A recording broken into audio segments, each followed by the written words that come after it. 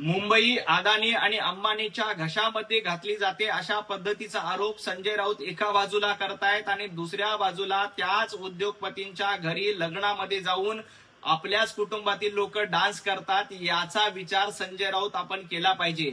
आज देखील अदानींचं स्वागत करण्यासाठी शरद पवार साहेब स्टेजवर आलेले आहेत आणि त्यांचं स्वागत करतायत. उद्योगपतींचं स्वागत करणं ही चांगलीच गोष्ट आहे, परंतु दुसऱ्या बाजूला मुंबई खिशात घातली जाते, मुंबई घशात घातली जाते अशा पद्धतीचे आरोप त्याच उद्योगपतीवर करायचे, हे संजय राऊत आणि उभाटा गटाचं दुहेरी धोरण आहे. या ठिकाणी मुंबईमध्ये अंबानींच्या घरी जेव्हा लग्न झालं त्यावेळेला तुमचीच लोक त्यांच्या स्टेजवर जाऊन लग्नामध्ये डान्स करत होती. हे संजय राऊत विसरलेत का? संजय राऊत, आपण थोडीशी आठवण करा, बुद्धीला जरा चालना द्या. तुम्हाला लक्षात येईल की तुम्ही जे बोलतायत ते दुटप्पीपणाचं आहे.